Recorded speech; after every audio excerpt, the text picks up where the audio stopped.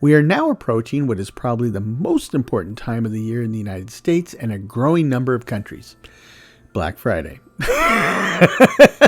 No, I'm just joshing with you. We are entering what we generally call the holiday season.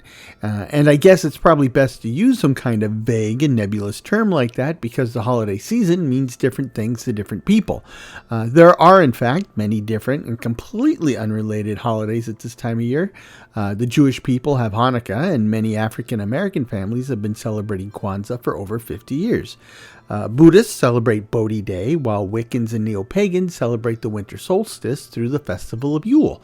And of course, there's Christmas for the Christians.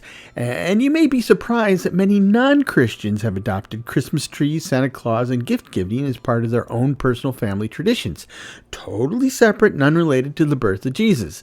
And of course, for everyone, there's New Year's Eve and the traditional observance of hangovers and broken resolutions on New Year's Day. And there are many more celebrations, festivals, and observances that happen at this time of year. The point here is not to list them all, but to point out that for the vast majority of people, it is the most amazing time of the year. For several weeks, most of us seem to have a little extra spring in our step, a gleam in our eye, and a song in our heart. In general, we seem to be more forgiving, more generous, and more tolerant.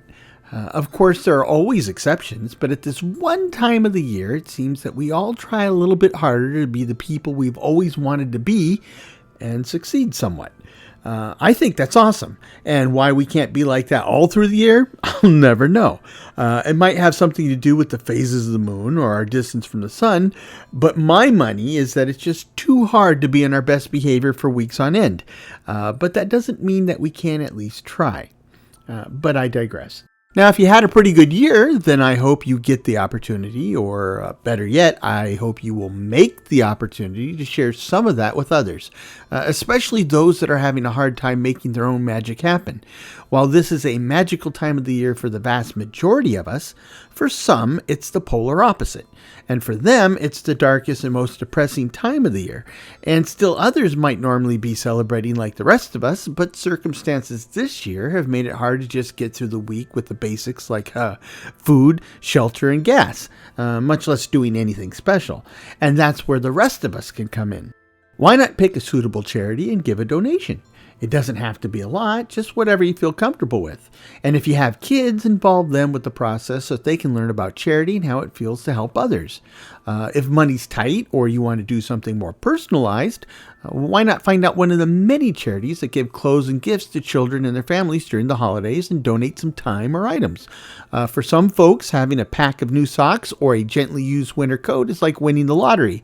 Or why not pay it forward at the drive-thru? You don't even have to buy anything. I mean, just get on the phone or social media and reach out to an old friend or a distant relative or even a senior citizen that's important to you and go beyond the old hi, how you doing? Tell them how you've been and what's going on in your life. Ask them questions about theirs. I recently attended the funeral service for my old friend Eric, and his passing was indeed a tragedy. But many came to the service, and many of those had not seen each other for literally a decade or two, sometimes even longer.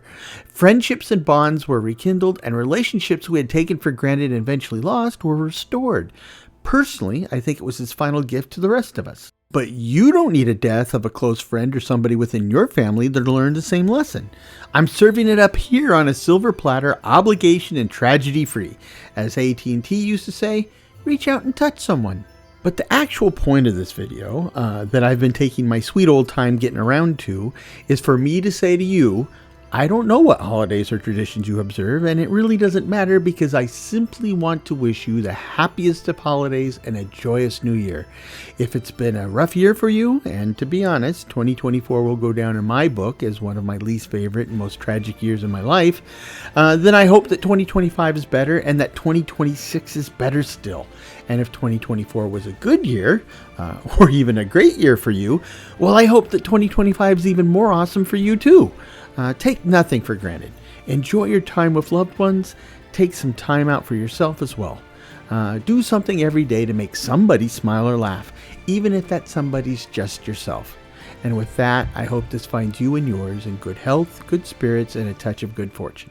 Cheers.